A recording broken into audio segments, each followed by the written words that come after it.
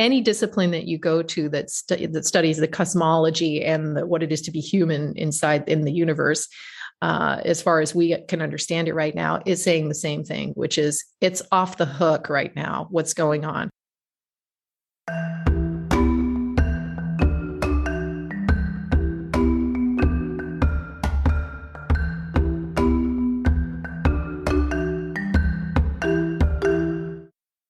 Hello and welcome to Self Talk. I'm Rachel Astarte. Today, my guest is Claire Lautier. She is a 25-year showbiz veteran and an award-winning transformational coach who helps performers take charge of their lives and advance their careers through alignment with spiritual law. Claire, thank you so much for being on Self Talk. Oh, Rachel, it's my pleasure. I'm really happy to be here. I'm very excited to get started. So have you jump right in and tell us a little bit about how you got to where you are now and what you do now. Oh, wow. It seems like a different life. It feels like that was a different person back then, but I did spend 25 years in show business, heavily involved. And the thing is, I wasn't happy, not very happy.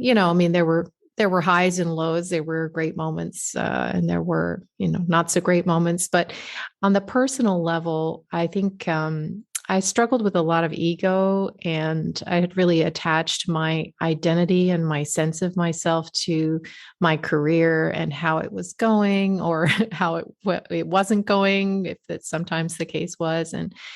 And so I was really up and down depending on, I was really determining my self-worth from my identity as an actor. And as anybody knows who has done that, attached their sense of self to what they do in the world or some other limiting identity, it's a way to crash and burn eventually, because I think life is designed to bring us into an understanding that that's not who we are.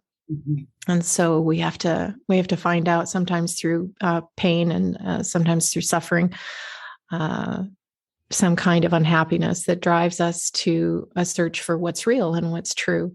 So I had sort of taken a break from the business for a couple of years out of just frustration and not really having a clear sense of why I was unhappy or how to help myself or what to do about it. And I had a really painful case of frozen shoulder at the time. This was 2012, by the way. So 2012, that was really, my soul was like, hey, it's the Aquarian age officially. Yeah, right. Let's get you going. I took a break, and I was just in a lot of pain physically with my shoulders, and it was so strange because I was a teacher of movement. I taught gyrotonic expansion system. I had always done some kind of body work, and I didn't have any injuries or any reason to be unable to move my arms, basically, and so that kind of freaked me out, and I intuitively knew that there was some kind of spiritual connection there. There was some reason why, that was happening that was other than physical. And a year of religiously going to physical therapy did not budge the thing. Wow. And literally I was sitting on the table at the physical therapist's office while he was working on my shoulder. And two words dropped into my head: Kundalini yoga. Mm. And I had done Kundalini yoga for years, off and on, since I was in my early 20s. Mm-hmm. And I had looked for a class in my area. I lived in Canada at the time.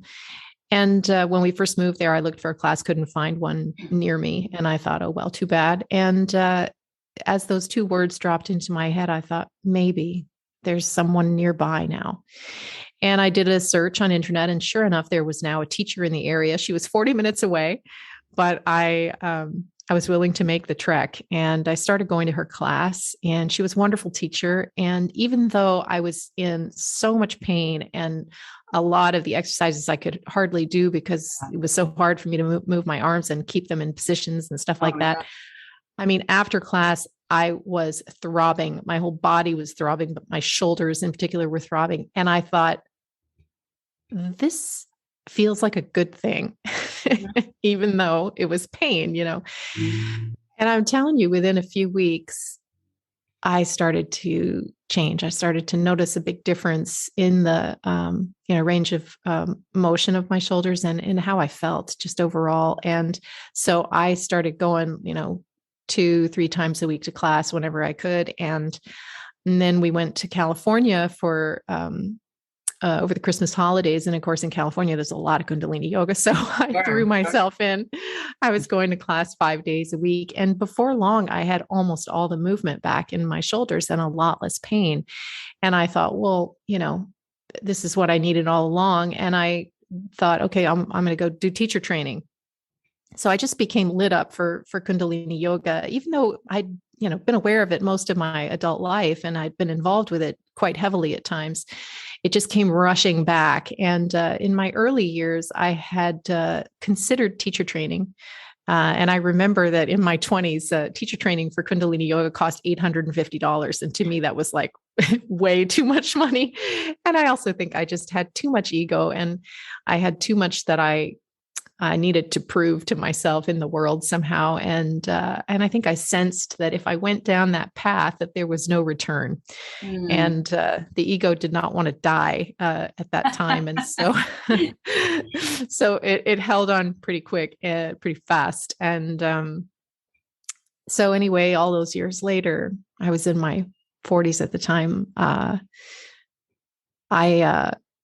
I just, I committed myself fully to a path of training and not so that I could become a teacher per se, but so that I could deepen my own practice and understand more about myself. And that sort of started a road that I guess you could say was interrupted for a period of time, but I went back onto the path and that led me into that really led me onto a path of transformation because within a couple of years, I had met my spiritual teacher, who is a Kundalini yoga master here in France. And once I met him, and I met him by accident, in quotes, my whole life turned upside down. And I had a theater contract at the time that I was supposed to be in for 8 months. And I came back home to start rehearsal and I cried every day of rehearsal because I just felt like I was not in the right place.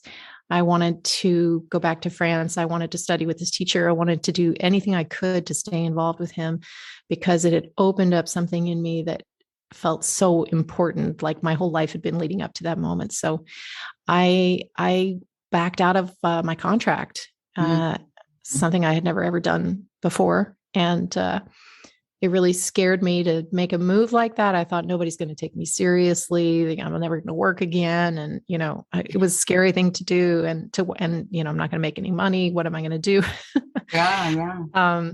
But fortunately I have a very supportive, wonderful husband who saw what I was going through. And he was like, well, just go do it, and then that was, basically a 7-year spiritual odyssey that completely changed my life and my perspective. And I'm forever grateful to life for putting me on that path and to the grace that that was working in my life at the time that led me there in spite of my best efforts to resist. So that's how it works. Yeah. So for a long time, I didn't know, I wasn't really an actor anymore. I wasn't actively looking for work, although I did do some gigs during that time that were some of the best experiences of my whole career, really joyful. And, I could actually really enjoy being an actor again and be there for the right reasons, be there, from my heart instead of from my ego. But then the energy just kind of went out of it for me. And but I had not cleared a path for what I was going to do. I didn't know what I was going to do. I just knew that I wasn't able to continue in the path that I'd been on previously. So one thing led to another, and I ended up going in for life coaching certification. And I thought, what am I doing?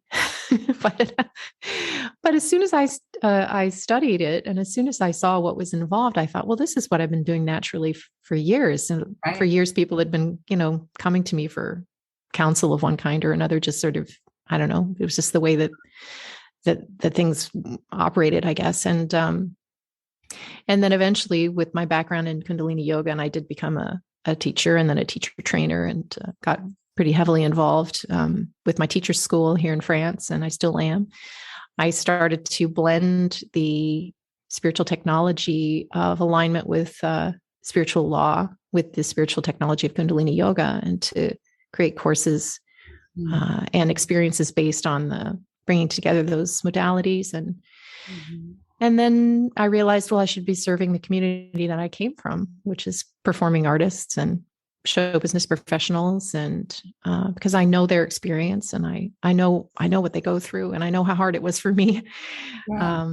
with the struggles that, that those people face. And that, so I knew that I could help, because I know I have been in their shoes. And so, yeah, I mean, that's sort of a long story, but that's how I came to do what I do, and to live an independent lifestyle. I'm location independent now. So I live in France, where I love to be. And I'm here with most of my family, actually, as it turns out. And a few hours from the ashram where I teach and mentor and translate. And I'm part of amazing experiences there that help people transform their lives, and working with my own clients, and teaching yoga, and just in general, feeling like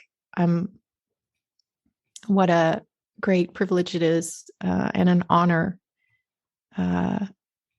to shine the light that we are into the world, and to help people at this time of huge transformation and planetary consciousness, to step forward into their ascension stream without fear, and to understand that everything really is okay, and it is going to be okay, more than okay. Yeah, and that's something everybody needs to hear. Thank you. What a beautiful story.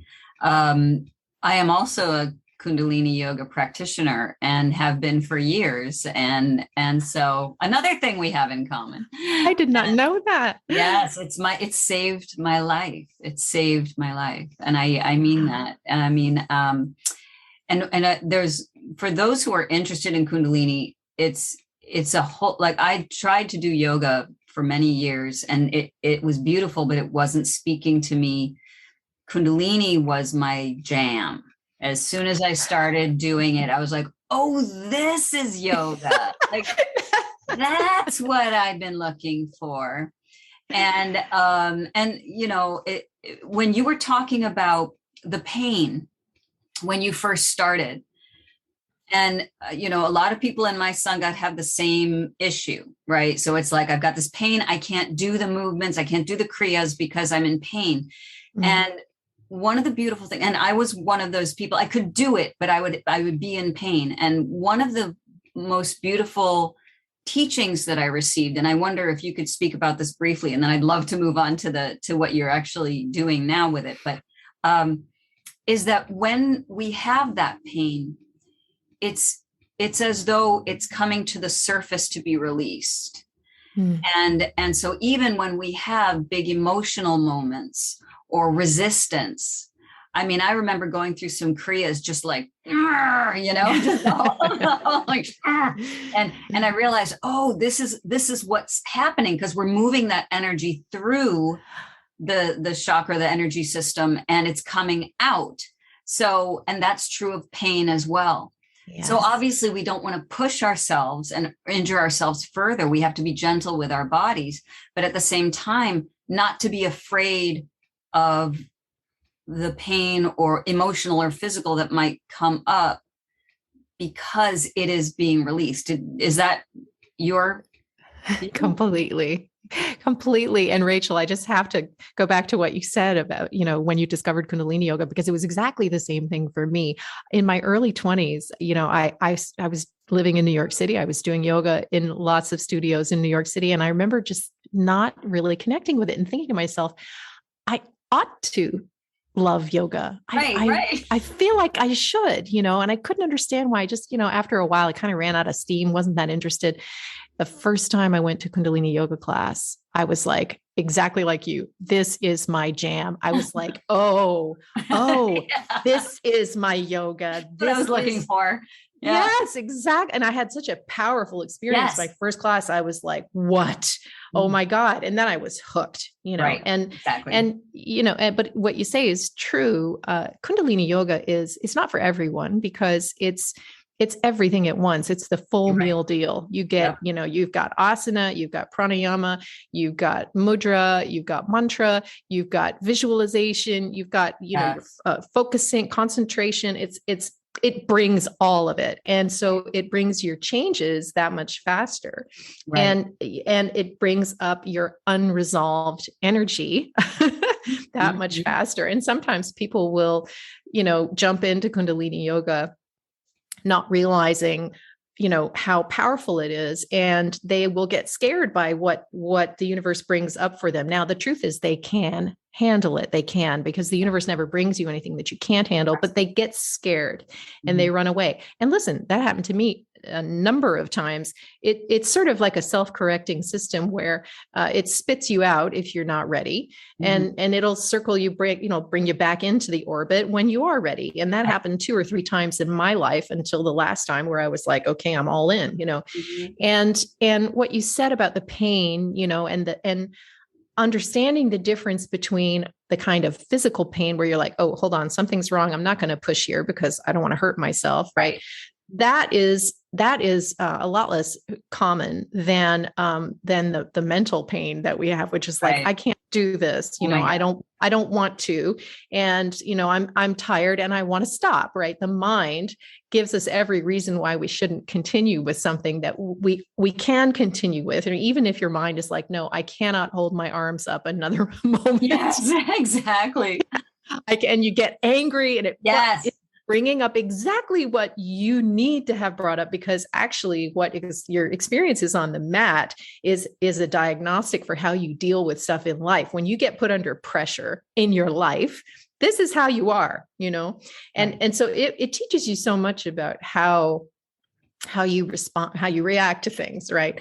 And you want to stop, and because you don't want to feel that. We have resistance to feeling our feelings in the first place. And we have resistance to change. Right. And so, after a while, if you stick with it, you realize what's going on. And then it becomes a really wonderful teacher, in addition to being a, completely genius way of transcending the intellect, and things that you can't understand with your mind. So people think that they can understand everything with their mind. And if they just understand spiritual growth, they'll be able to do it. It's like, that's not how it works. Yeah. The mind is a wonderful tool, but it's a terrible tyrant in your life if you let it control everything. And at some point we have to leave the mind behind. And the yoga goes right through the body, and it rewires the nervous system and causes the glandular system to fire in new ways to create new patterns in your structure. That's how you change habits, right? You change old habits into new habits by rewiring your nervous system, basically. And that's what the yoga does. It works with the nervous system and the glandular system in a way that is really beyond our understanding to bring about change. So for people who are really heady or brainy or intellectual, or, think they can, yes, I know, me too. I'm also raising my hand. Yeah. It's like, it's trial by fire. Yeah, literally. Well, and it's such a revelation that way, right? It's such a revelation. You're like, oh, I don't know what just happened. Right. And it's such a relief not to know, in some ways, not to know what just happened. You try to understand it, but you can't, because it's beyond you.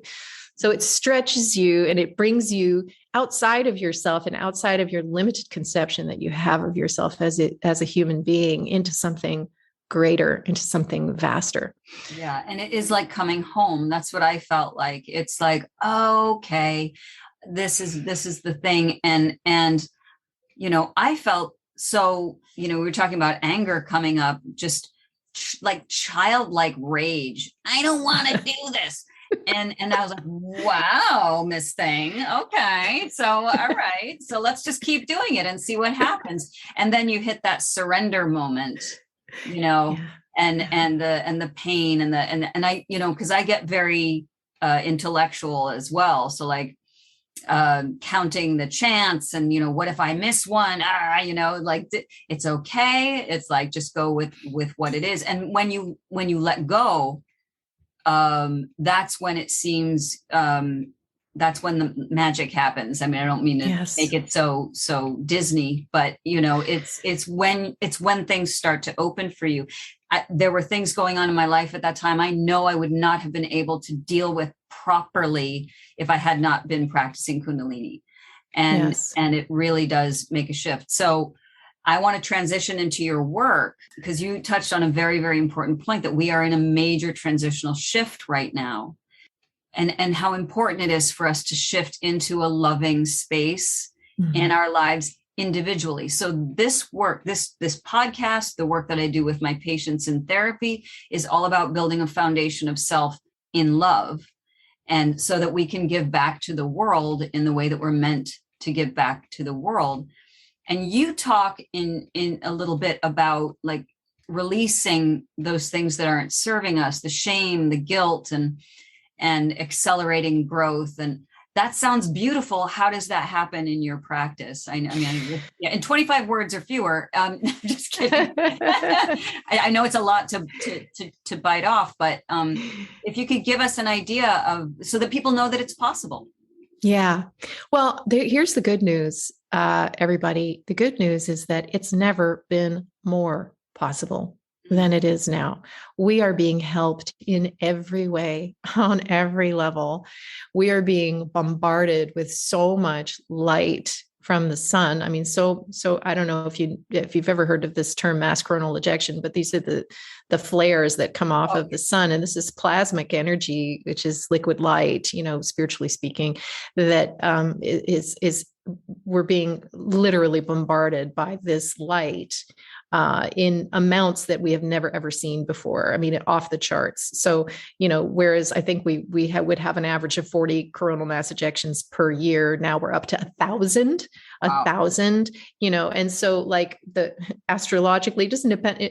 Any discipline that you go to that studies the cosmology and what it is to be human inside in the universe, as far as we can understand it right now, is saying the same thing, which is it's off the hook right now. What's going on? We are being aided. We are being helped. We are going through a major transition in consciousness. And the planet has already shifted. The earth has already shifted. And all of us who live on her, we have to catch up now. So, but the help is all there. So any change that you want to make in your life for the better is going to be supported by this entire universe. And even though, on the one hand, when you look at what's going on the planet right now, and you look at things that there's a lot of distressing situations. We've been through the ringer the last couple of years with this pandemic, and not to mention everything else that's going on. It's really important to be discerning here, because it's tempting to, when you see what's happening in the world, to allow yourself to be pulled into the trauma, the sadness, the grief, the anger, all of these lower vibrational feelings. And a lot of people, out of compassion, get sucked in emotionally to these situations, and they allow their own vibration to be dragged down. And that is not helping anybody. It's not helping you, and it's not helping anybody else. I think it's a really good idea nowadays to minimize your consumption of media, because all the media does is propagate negativity and fear.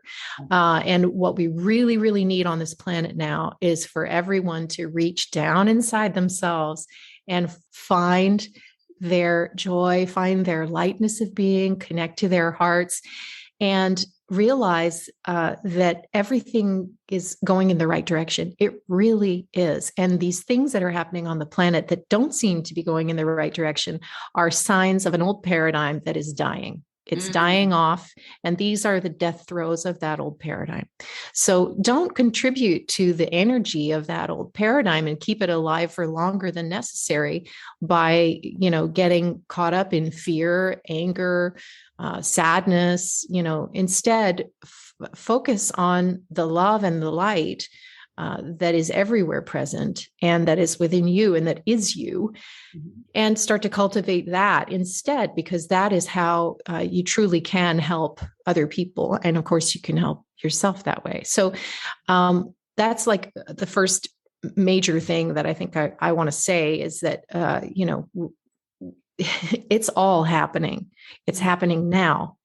And if you want to be part of the solution and not part of the problem, you have to start to master your own vibration and understand that you are in charge of that. Nobody else is in charge of that. And we're really making this big shift from victim consciousness to co-creator consciousness, and understanding that life is not happening to us. It's not happening to us. We are the creative center of our entire universe. And, that's why the work that I do, the work that you do, the coaching industry, especially, the spiritual perspective of coaching is exploding right now, because humans are like, okay, I want help. I want to learn how do I do that? How do I master my vibration? What does that mean? How do I tune into the love and the light? Like, what does that mean? Right.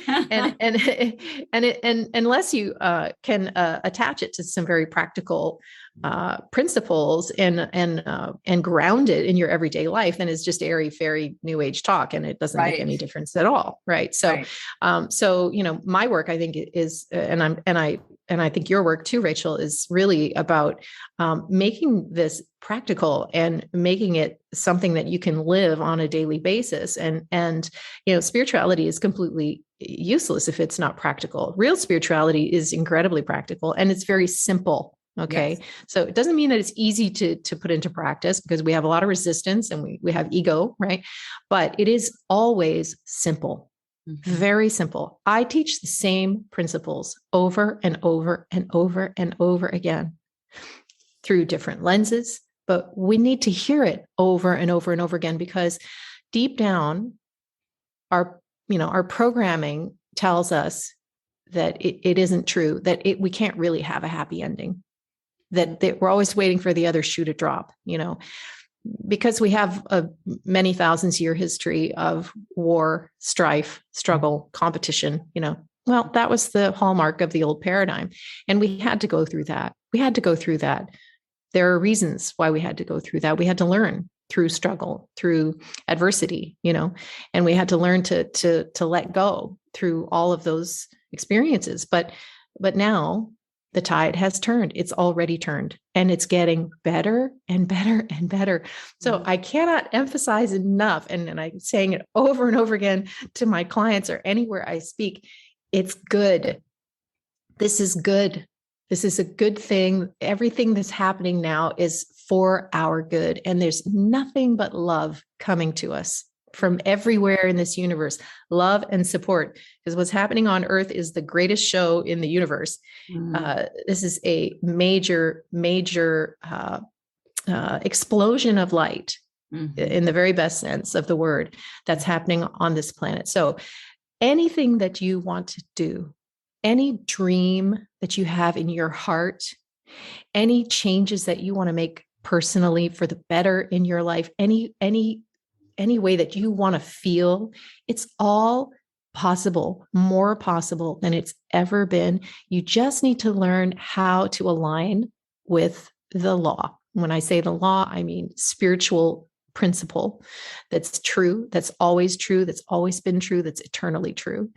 And when you understand what these very basic principles are, and you understand how to align with them, and when you help yourself with from my perspective, when you help yourself with the spiritual tool, this technology of Kundalini yoga, it goes that much faster. And, and that's another thing, is that it takes a lot less time nowadays for Right. us to go a further distance. We're into the quantum now. So we're into the quantum leaps now.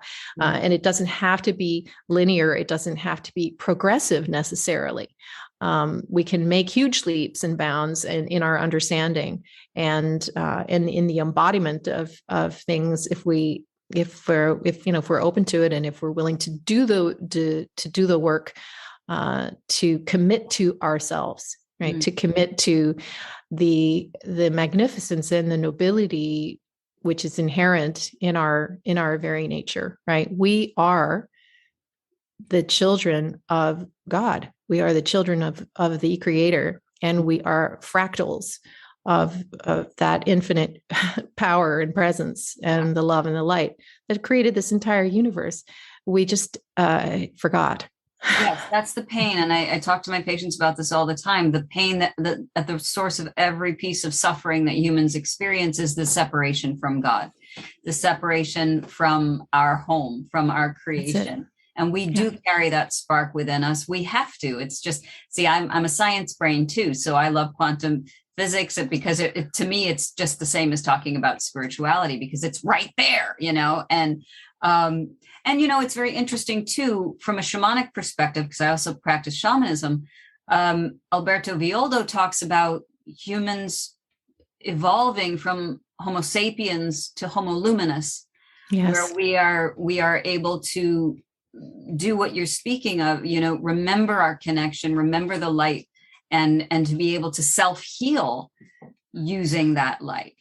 Yes. And what you just said, I just got chills, because actually one of the things that Kundalini yoga allows us to do is to bring more light into the body, to allow the nervous system to tolerate more spiritual energy, right? Because I don't know if you're familiar with the work of David Hawkins, but he said, for a long time, and he called Homo luminous, he called Homo spiritus, same thing, right?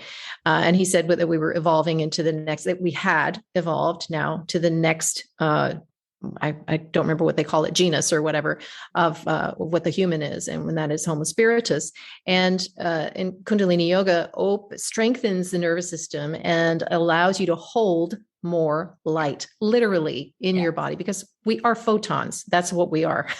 And so, the nervous system was originally designed only to hold a certain amount of light, but we have evolved beyond that now, and we can hold more light. We have more strands of our DNA that's being activated. We are actually changing from the inside out. And this is what God immanent is. God is within us, literally within us. Right. And so the process of illumination, spiritual growth, illumination, enlightenment, literally becoming more light. And that's happening in the body. It's happening in the body as well as, on the, we can't, we can't separate ourselves from this body either. And this is the form. We're in form for a reason. We've decided to have this experience in a material body for a reason. This body is learning to hold more light. And so that's why people have ascension symptoms, or, some people are experiencing ascension symptoms. Maybe some things that you're going through are actually down to ascension symptoms. In other words, your vibration is going up. You are being asked to hold more light, and the body is adjusting. The system has to adjust to becoming a new human being, literally. Yeah. And there are growing pains attached to that, that was something else that you said, another quote that one of my favorite historians in the world is, or historical figures, I should say, is Jesus. And Jesus said, the kingdom of God is within you. So that's like, there we go. This is all fascinating, and I could talk about this for hours, but I would love to have the, listeners know how they can find you, Claire. Oh, sure. Well, you can find me through my website, which is clairelautier.com. I assume you'll have those links in your show notes and stuff like that. So you can find me on my website or on Facebook, also through Instagram. And through my podcast, which you'll eventually be seeing Rachel on, because we have way too much in common to miss the opportunity to interview each other. So my podcast is called The Grace Space, and it's been running for about 2 years now. So yeah, those are all different ways that you can connect with me. I think I put a link to how you can sign up for a complimentary breakthrough session with me if that's something that you're interested in, for either private individual coaching or for group programs. So those are different ways that you can get involved with the work that I do. I also have a membership community, which is called Grace Circle. And so that's another powerful way to connect with other people who have the same values as you do. If you believe that this is your time to let your light shine and to step out of fear and into love, that's the way to go. Yeah. And it's so necessary. Claire Lautier, thank you so much for being on Self Talk. It's been an absolute pleasure. Thanks, Rachel. It's been a pleasure to be here. And I just want to send out a blessing to all of your listeners right now and to you. Thank you. Thank you so much. Sat Nam. Sat Nam.